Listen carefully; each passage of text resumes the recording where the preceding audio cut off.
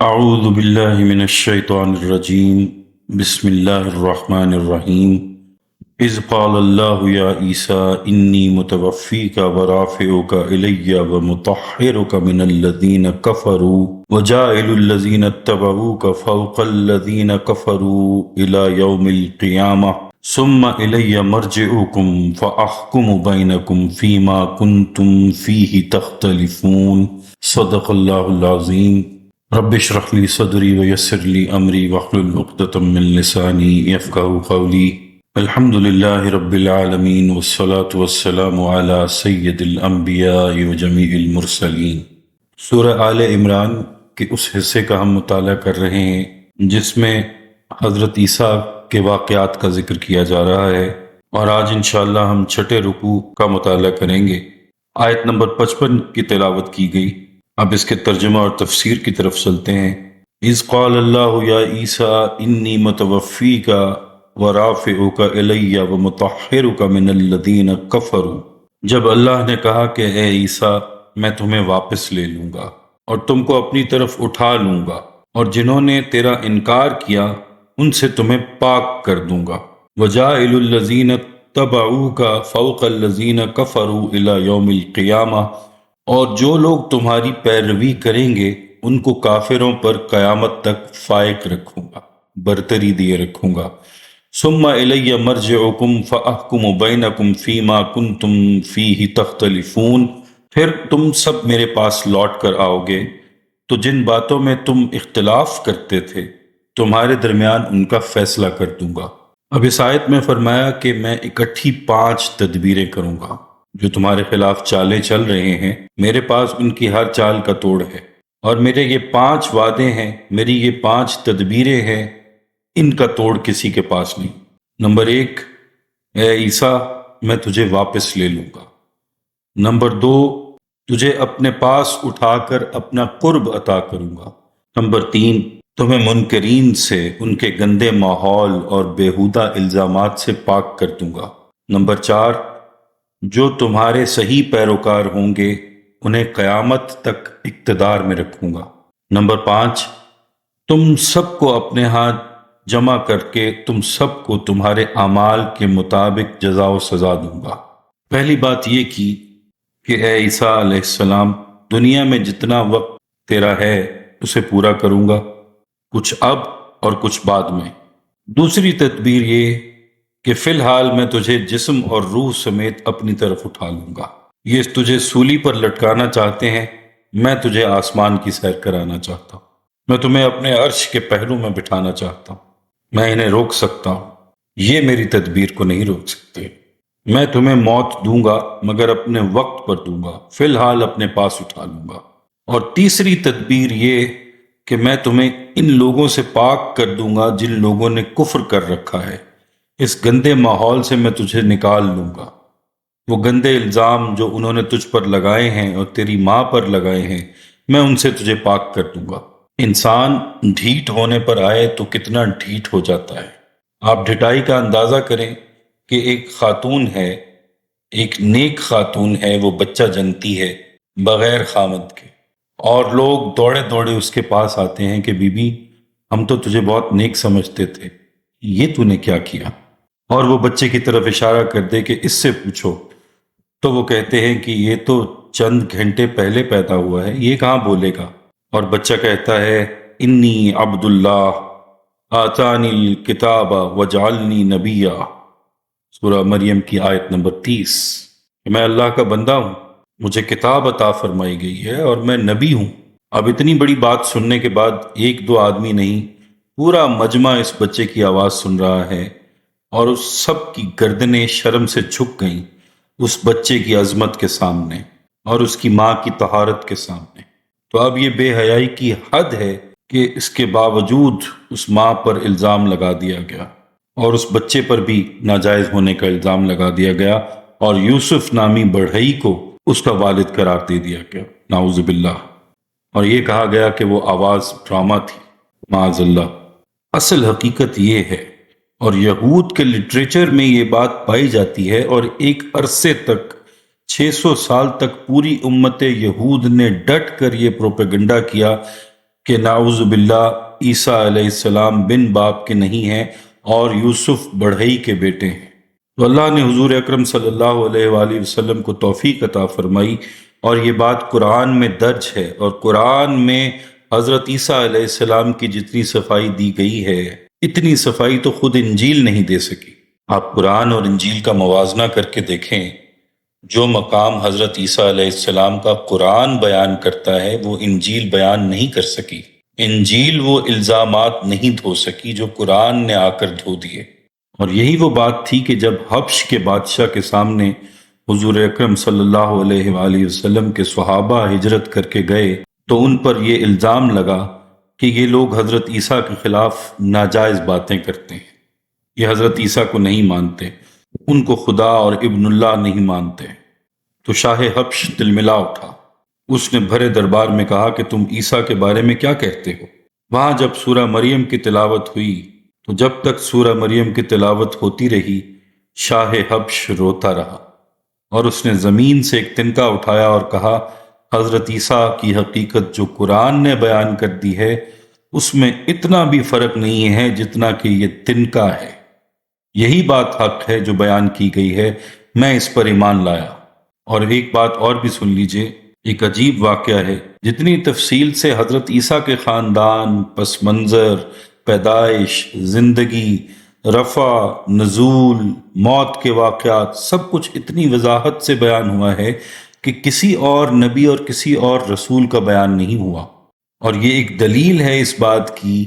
کہ حضرت عیسیٰ ہمارے قائدین میں سے ہیں، انہیں دوبارہ آنا ہے، اور یہ قرآن کے آنے اور حضور صلی اللہ علیہ وآلہ وسلم کی تشریف آوری سے ہوا کہ حضرت عیسیٰ علیہ السلام پر جو جو الزامات تھے وہ سارے ختم ہو گئے۔ تاکہ یہ بھی ایک بہت بڑا الزام تھا کہ نعوذ باللہ وہ اللہ کے بیٹے ہیں، استغفر اللہ، تو ایک ہی سورہ میں ان الزامات کا قلع کما کر دیا۔ اگر کبھی کوئی سورہ اخلاص کو غور سے پڑھ لے تو جھوم اٹھے، ایسا مقام بیان کیا ہے کہ شرک کی 1% بھی گنجائش باقی نہیں چھوڑی، اس کا کوئی ہمسر ہو ہی نہیں سکتا، نہ اس سے کوئی جنا گیا نہ اس کو کوئی جننے والا ہے۔ اور فرمایا کہ یوں کہو قل هو اللہ احد اللہ الصمد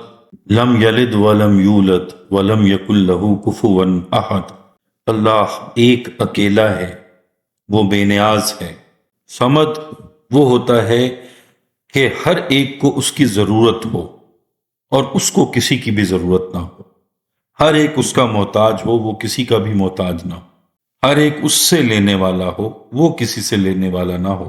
نہ کسی کا باپ نہ کسی کا بیٹا، اور اس کا کوئی ہمسر،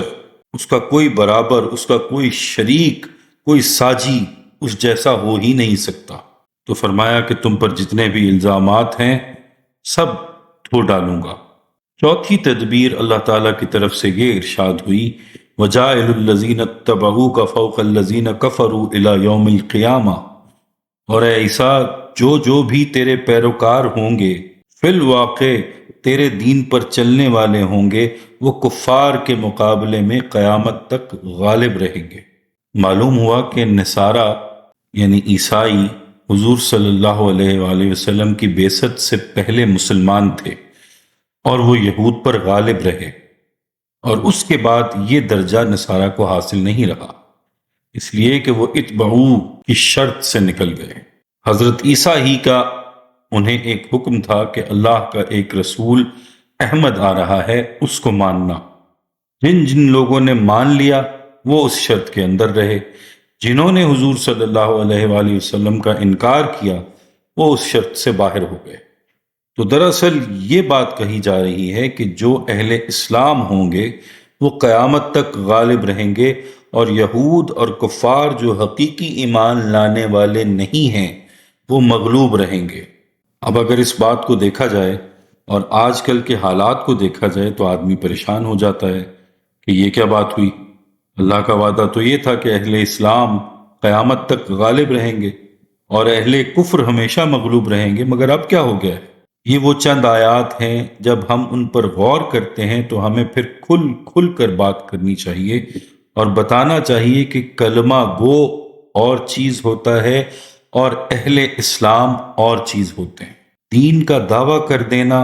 اور چیز ہوتی ہے، اور دین کو اپنا لینا اور اہل اسلام بن جانا یہ اور چیز ہوتی ہے۔ وعدہ اہل اسلام کے لیے ہے،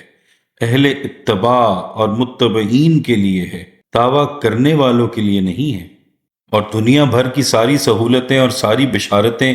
صرف کلمہ گو اور مدعی لوگوں کے لیے بیان کر دینا ہمیں قرآن و سنت کی روح سے درست نظر نہیں آتا۔ اب پانچواں دعویٰ، ثم الی مرجعکم، آخر کار تمہیں میری طرف پلٹ کر آنا ہے۔ پہلا وعدہ تھا کہ میں تجھے طبعی موت دوں گا، تیرا وقت پورا کروں گا، ان کی سازشوں کا شکار نہیں ہونے دوں گا،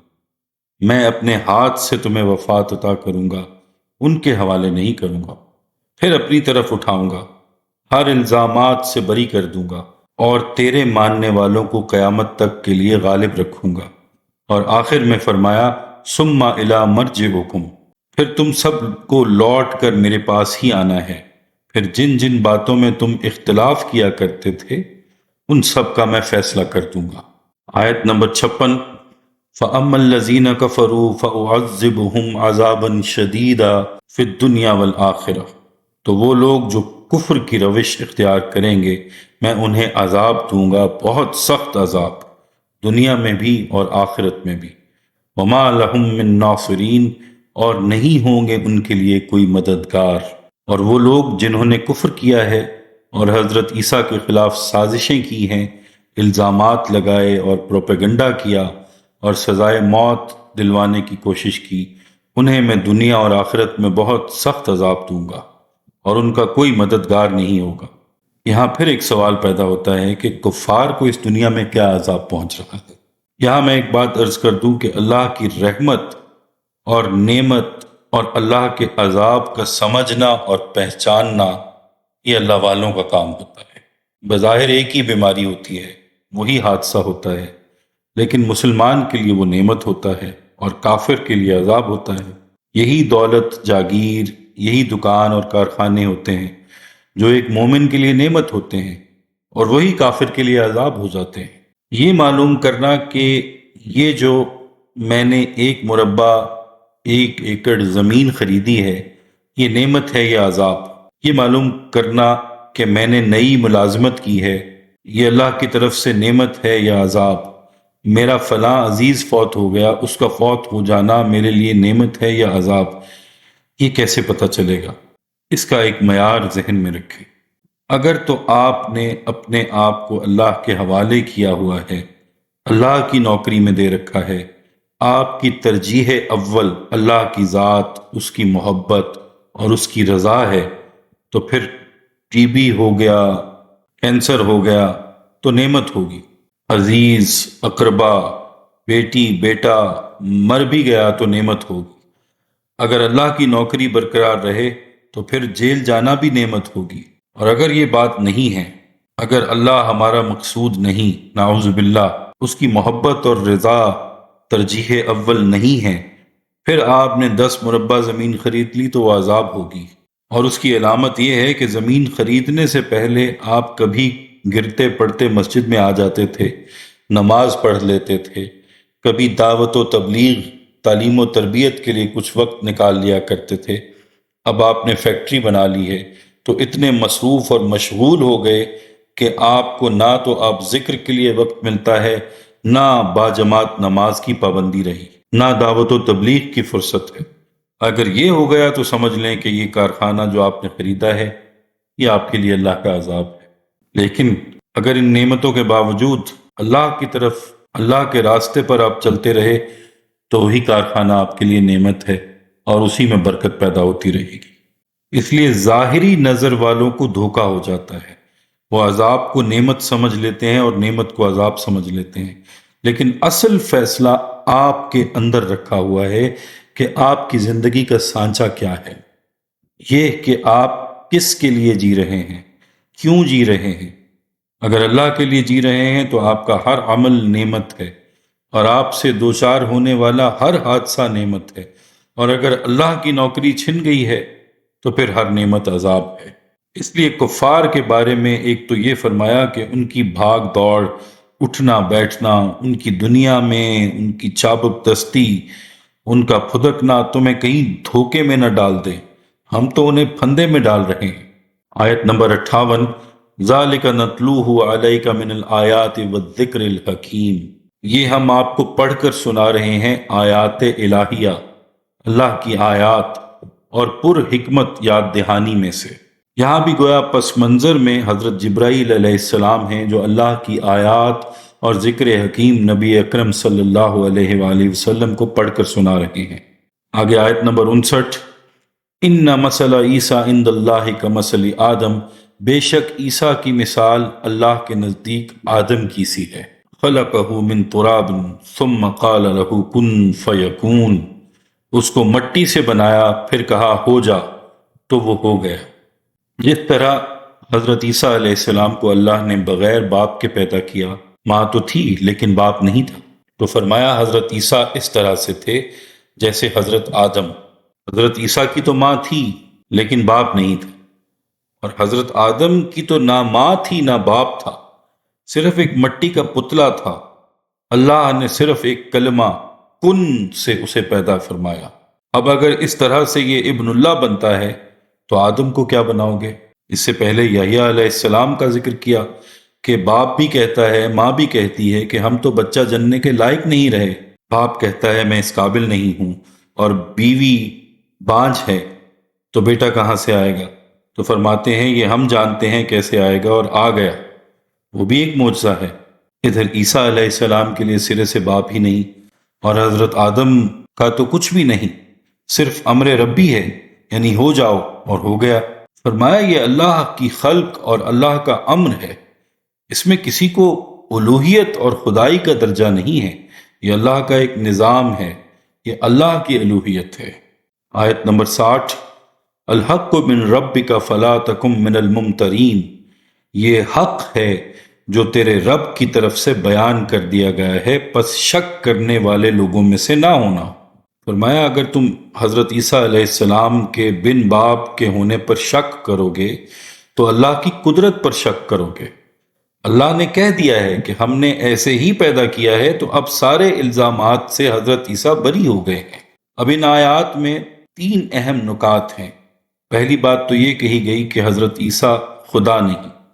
اگر آدم نہیں ہے تو یہ کیسے ہو گئے؟ وہ تو بغیر ماں باپ کے پیدا ہوئے تھے، جب وہ خدا نہیں تو یہ بھی نہیں ہے۔ دوسری بات جو شروع میں کہی گئی کہ اے عیسیٰ،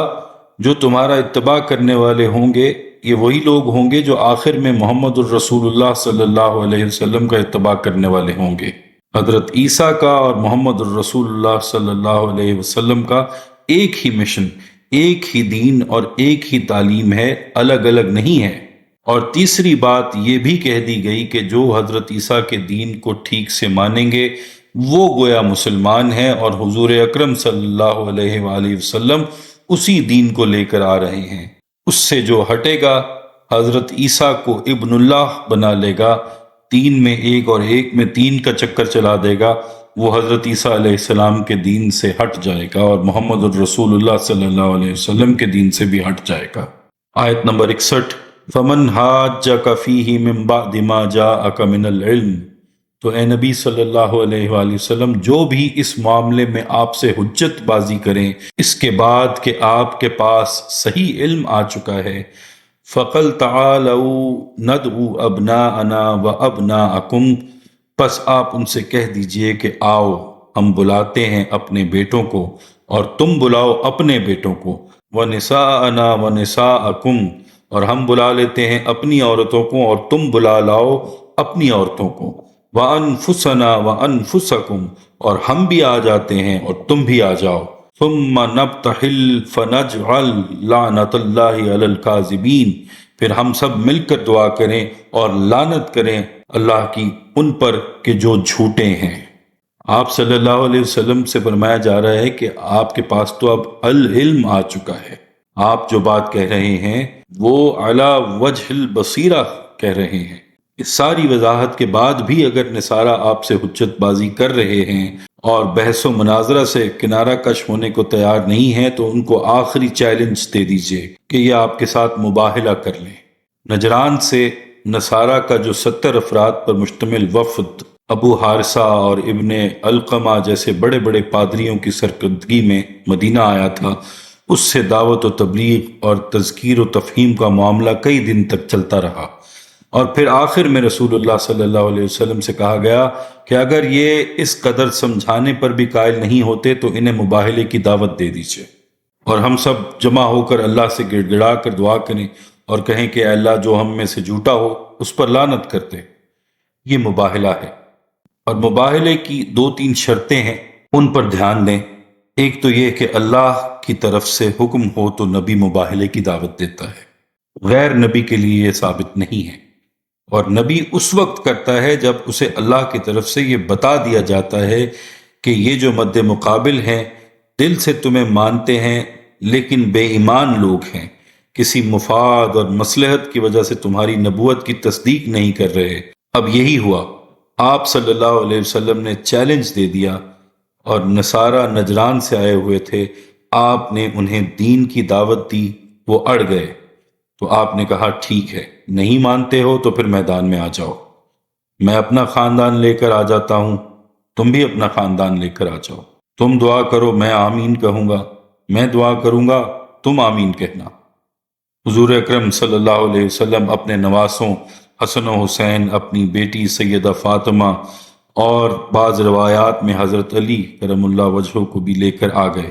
جب وہ آئے تو عیسائیوں نے ہاتھ کھڑے کر دیے کہ ہم مباہلہ نہیں کرتے۔ حدیث کے الفاظ ہیں کہ نجران کے عیسائی وفد کے لوگوں نے ایک بات کہی کہ ہم تو اپنے سامنے ایسے چہرے دیکھ رہے ہیں کہ اگر یہ دعا کریں تو پہاڑ بھی اپنی جگہ سے ہل جائیں گے۔ چنانچہ مباہلہ کی دعوت سن کر جو نجران کا وفد تھا انہوں نے مہلت مانگی کہ ہم مشورہ کر کے جواب دیں گے، اور ان کی مجلس مشاورت میں ان کے بڑوں نے ہوش مندی کا مظاہرہ کرتے ہوئے ان سے کہا کہ اے گروہ نصارہ، تم یقیناً دلوں میں سمجھ چکے ہو کہ محمد صلی اللہ علیہ وسلم نبی مرسل ہیں، اور حضرت مسیح علیہ السلام کے متعلق انہوں نے صاف صاف فیصلہ کن باتیں کہی ہیں۔ تم کو معلوم ہے کہ اللہ نے بنی اسماعیل میں نبی بھیجنے کا وعدہ کیا تھا، کچھ بعید نہیں کہ یہ وہی نبی ہوں۔ بس ایک نبی سے مباہلہ اور ملائنہ کرنے کا نتیجہ کسی قوم کے حق میں یہی نکل سکتا ہے کہ ان کا کوئی چھوٹا بڑا ہلاکت یا عذاب الہی سے نہ بچے، اور پیغمبر کی لعنت کا اثر نسلوں تک پہنچ کر رہتا ہے۔ بہتر یہی ہے کہ ہم ان سے صلح کر کے اپنی بستیوں کی طرف روانہ ہو جائیں، کیونکہ سارے عرب سے لڑائی مول لینے کی طاقت ہم میں نہیں ہے۔ چنانچہ انہوں نے مقابلہ چھوڑ کر صلح کر کے واپس جانے کا فیصلہ کر لیا۔ بات یہ ہے کہ حضور اکرم صلی اللہ علیہ وسلم کی شخصیت اور آپ کی علامات کے بارے میں وہ اپنی مقدس کتابوں میں پڑھ چکے تھے۔ حضور کی شخصیت اور تعلیم ان کے سامنے تھی، پھر حضور کی تعلیم و تربیت کا اثر وہ مدینے کے مسلمانوں میں دیکھ رہے تھے، اس لیے وہ بھاگ گئے، انہوں نے مباہلہ نہیں کیا۔ اور حضرت ابن عباس رضی اللہ تعالیٰ عنہ فرماتے ہیں کہ اگر یہ لوگ مباہلہ کر لیتے تو جب واپس اپنے گھروں میں پہنچتے تو کسی بھی آدمی کو زندہ نہ پاتے، بلکہ بد دعا کے اثر سے مر چکے ہوتے، لعنت کے اثر سے مر چکے ہوتے۔ آیت نمبر 62، ان ھذا لہو القصص الحق، یقیناً یہی بالکل صحیح واقعات ہیں۔ وما من الہ الا اللہ، اور نہیں ہے کوئی معبود اللہ کے سوا۔ وان اللہ لہو العزیز الحکیم، اور یقیناً اللہ تعالیٰ ہی زبردست اور کمال حکمت والا ہے۔ اب اس رکوع کی آخری آیت، فَإِن تَوَلَّوْا فَإِنَّ اللَّهَ عَلِيمٌ بِالْمُفْسِدِينَ، پھر اگر وہ پیٹھ موڑ لیں تو اللہ تعالیٰ خوب جانتا ہے مفسدوں کو۔ اب یہاں آ کر اس سورہ مبارکہ کے نصف اول کا پہلا اور دوسرا حصہ مکمل ہو گیا، جو کہ 63 آیات پر مشتمل ہے۔ اگلی نشست میں انشاءاللہ ہم سورہ آل عمران کے نصف اول کے تیسرے حصے کا مطالعہ شروع کریں گے۔ اللہ تعالیٰ سے دعا ہے کہ اللہ تعالیٰ قرآن پاک کی ان آیات کو پڑھنے، سمجھنے اور ان پر عمل کرنے کی اور انہیں دوسروں تک پہنچانے کی توفیق عطا فرمائے۔ اللہ تعالیٰ ہم سب کے لیے آسانیاں پیدا فرمائے اور آسانیاں بانٹنے کی توفیق اور شرف عطا فرمائے۔ آمین یا رب العالمین۔